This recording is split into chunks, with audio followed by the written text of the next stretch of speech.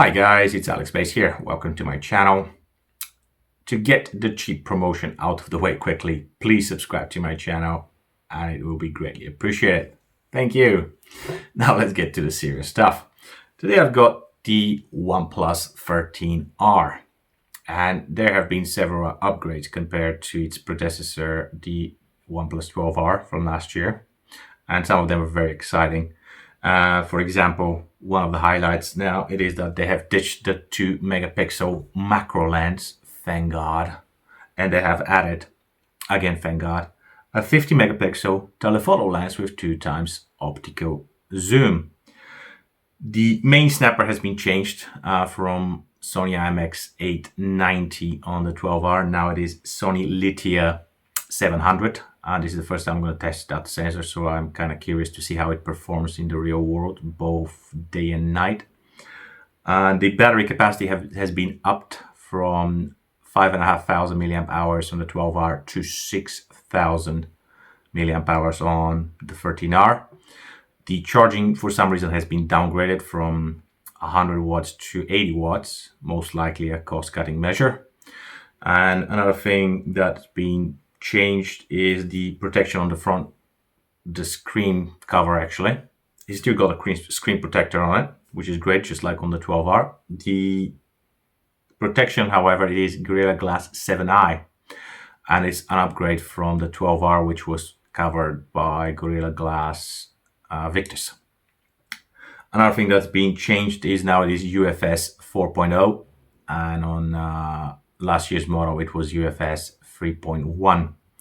The software policy now also has been upgraded from 3 years of software updates and 4 years of security patches on the 12R to 4 years of software updates and 6 years of security patches on the 12R.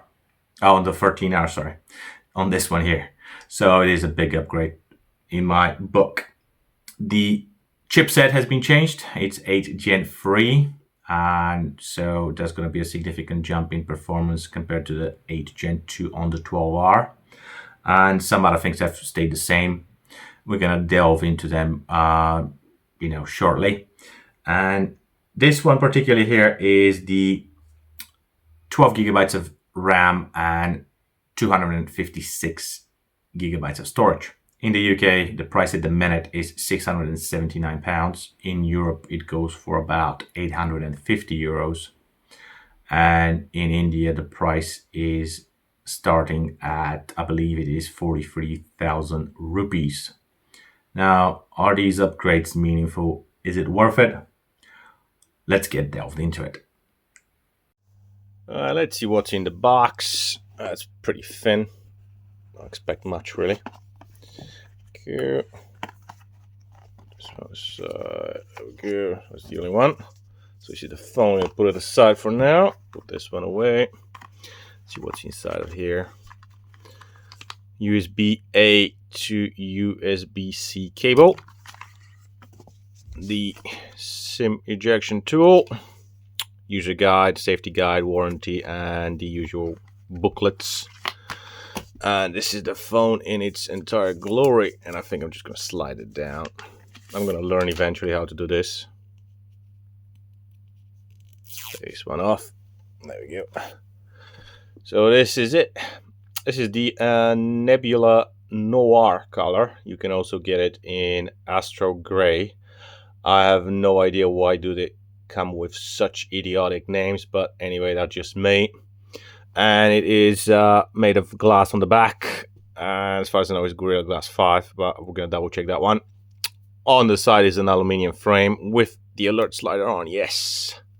On the front is Gorilla Glass 7i with a, if I can see it, screen protector on, yay. And the usual volume controls are here on the right hand side, the power button and the volume down and up. On the top we've got a mic, I believe that's also a microphone, and an IR blaster. On the back we've got a 50 megapixel main snapper, 8 megapixel ultra wide, and a 2 times telephoto lens, yay, finally. On the bottom we've got a dual SIM card. We'll see if any eSIM support for it, USB charging port, and stereo speakers. And on this one, a OnePlus now offers, unlike the OnePlus 13R, this one comes with 4 years of software updates, and 6 years of security patches. The phone does have a sturdy build, and here are the main specs of it. And of course, it offers much more than that. It weighs 205 grams, which is pretty much the standard.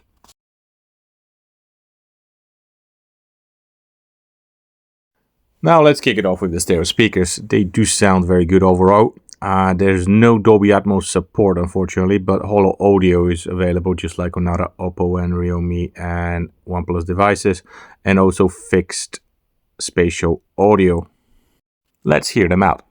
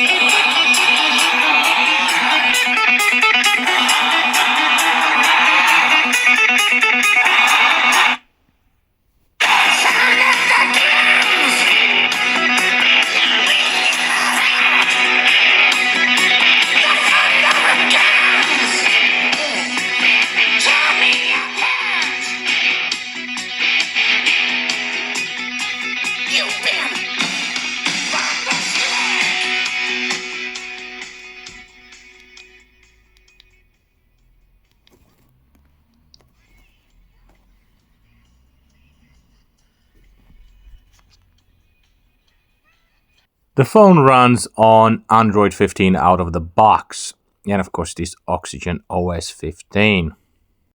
OnePlus have increased the support, and now it's 4 years of software updates and 6 years of security patches. Although Samsung and Google still offer 7 years of total support. The trademark Trinity engine is also operating to help the performance and the safety of the device. You can virtually expand the memory by up to 12 gigabytes of RAM. Oxygen OS is buttery smooth as usual. There is a few apps that are bloatware and you can of course uninstall, but then again every device has them, so I am not going to be too critical of it at this point.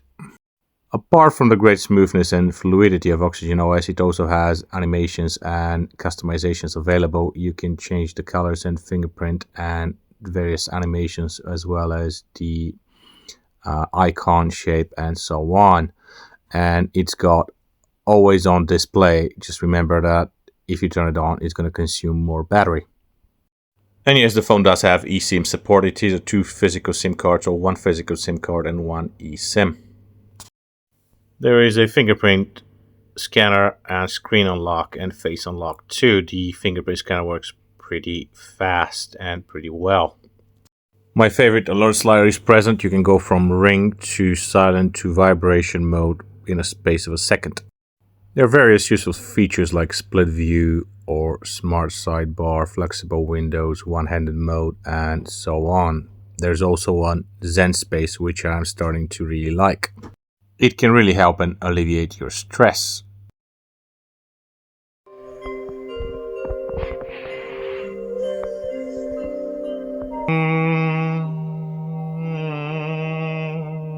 OnePlus 13R does support the Ultra HDR in the Google Photos. Also, there are other AI shenanigans you can use, like the unblur, the blur, or the magic eraser. Speaking of AI, the OnePlus 13R does support Gemini. Tottenham Hotspur.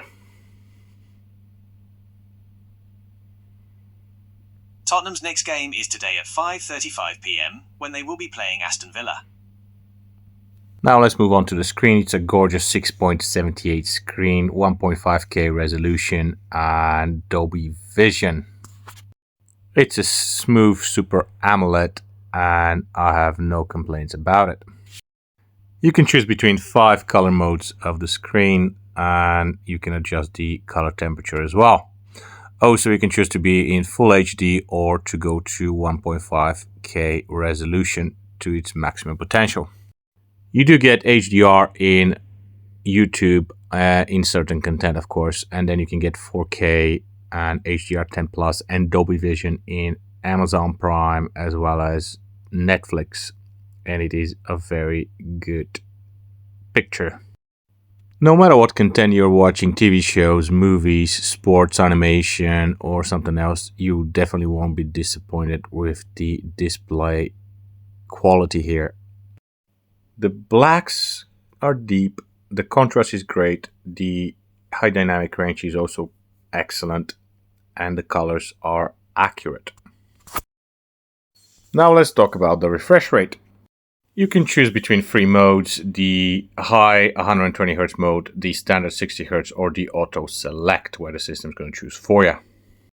In high mode, when you're in the interface, the refresh rate goes up to 120Hz and drops down to 1 Hz when you're not interacting with the screen. When you're web browsing, again it goes up to 120Hz and goes down to 1 Hz when you're not touching the screen. That's specifically in Google Chrome. In Google Photos, it goes up to 120Hz and then down to 1 Hz. When you open the photo, it's actually up to 30 Hz and then 1 Hz.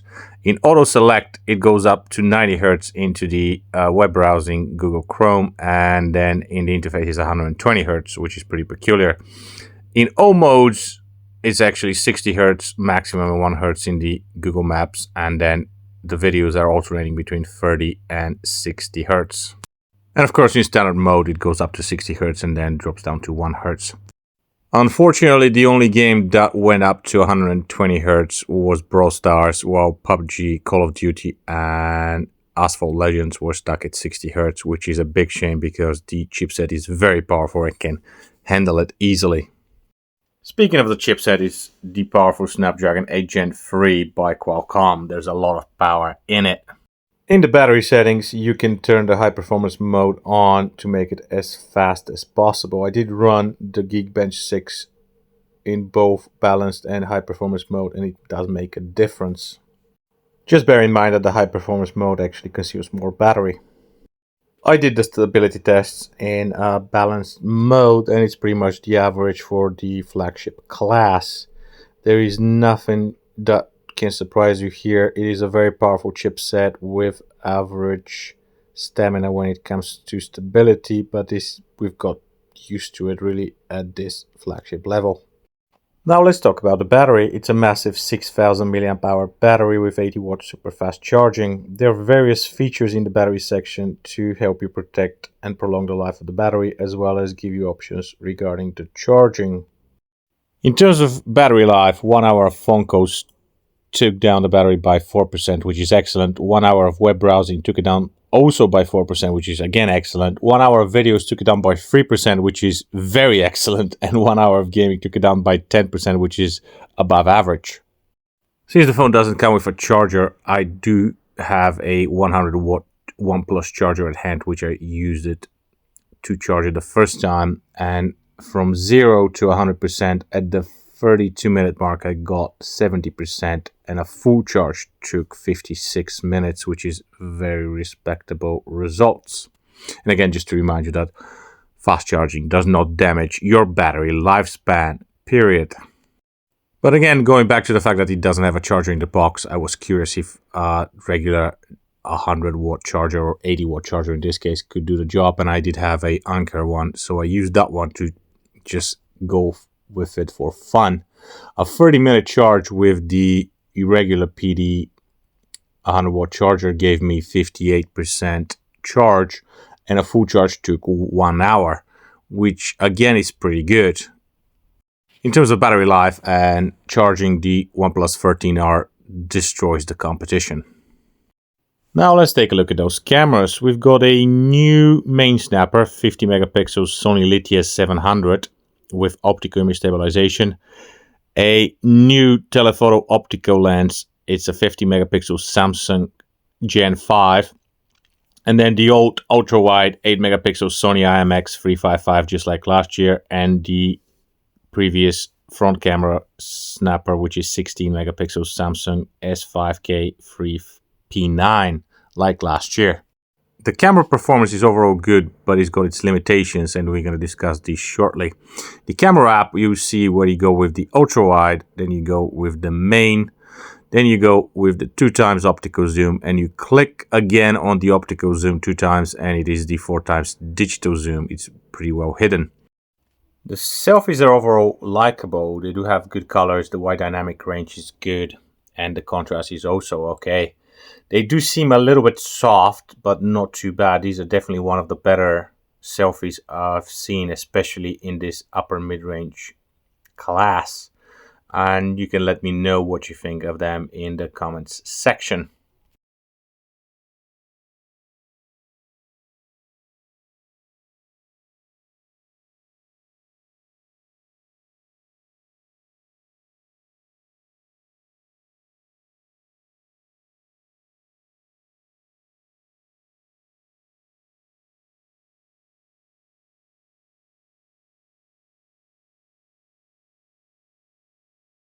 The main camera produces pretty good daily photos. They have a lot of detail in them. They are sharp and have good wide dynamic range. The colors are juicy and the contrast is about right. However, the color temperature seems to be a little bit, very little bit warmer than it should be. Again, you have to look very closely to see that. Otherwise, they are pretty good. The ultrawide shots are disappointing as one can expect at 8 megapixel. They're just pointless at this price point, really. It is driving me nuts. It's got limitations in the video capabilities, which we're going to discuss a little bit later. The 2x optical zoom shots are with plenty of color. There's a good contrast and wide dynamic range. The resolve detail and the sharpness are also good. I'm happy overall with the performance of the 2x telephoto lens. The 4x digital zoom, which is done from the main camera, is okay. It's not nothing to brag about or write home about. However, you have to be very steady with it because there is no stabilization whatsoever. It's very shaky. You need to almost stop breathing, point the camera to it, and take the picture. It's still usable during the day. I would not suggest you use it during the night. You can check the rest of these photos and let me know what you think in the comments section.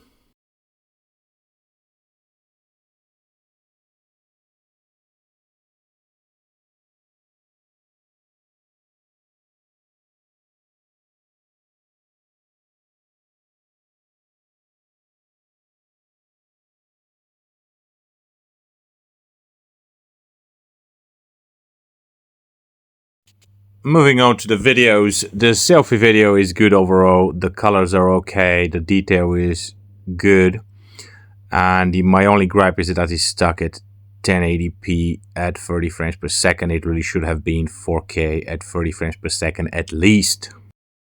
The ultra wide video is okay for what it is, 8 megapixel. It is ridiculous. It should have been at least 12 megapixels, and also the resolution is stuck at 1080p at 30 frames per second, and again it should have been at least 4K 30 frames per second at the very least. But thankfully the main camera is fully equipped, even if it doesn't do 8K video like the Samsung S24 FE in its class, but at least it does 4K up to 60 frames per second.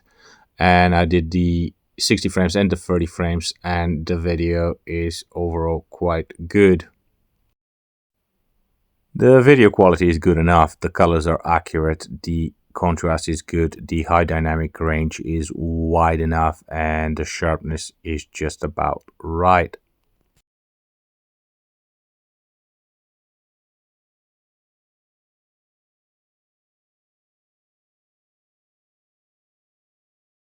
The 2x zoom video is also capable of shooting 4K footage, and it is pretty decent, as you can see here. It's doing a good job.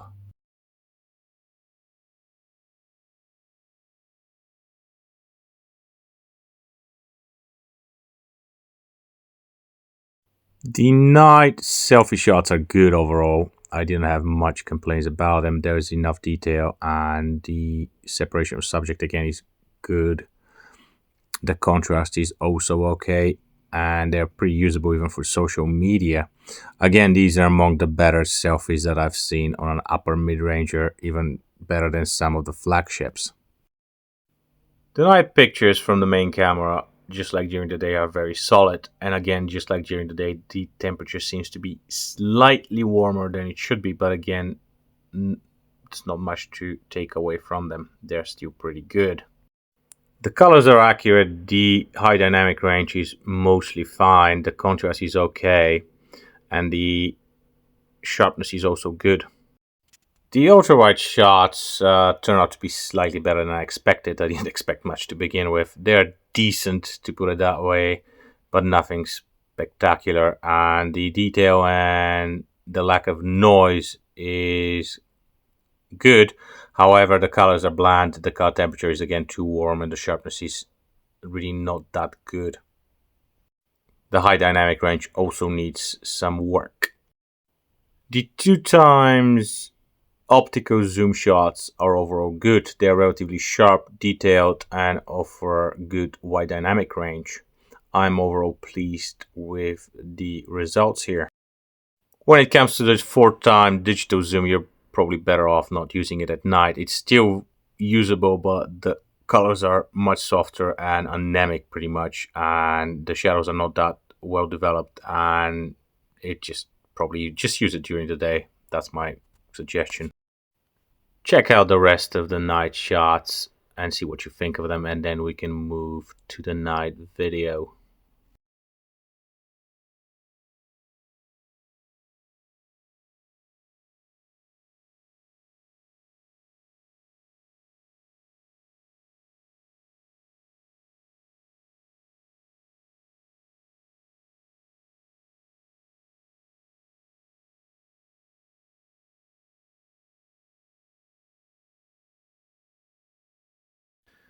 The selfie night video is okay overall. There's nothing to write home about. And again, it's stuck, of course, at 1080p 30 frames per second. Although I still think it is quite usable for certain purposes. And the ultra-wide, of course, stuck at 1080p 30 frames per second. It is soft and the noise is a little bit more than it should be.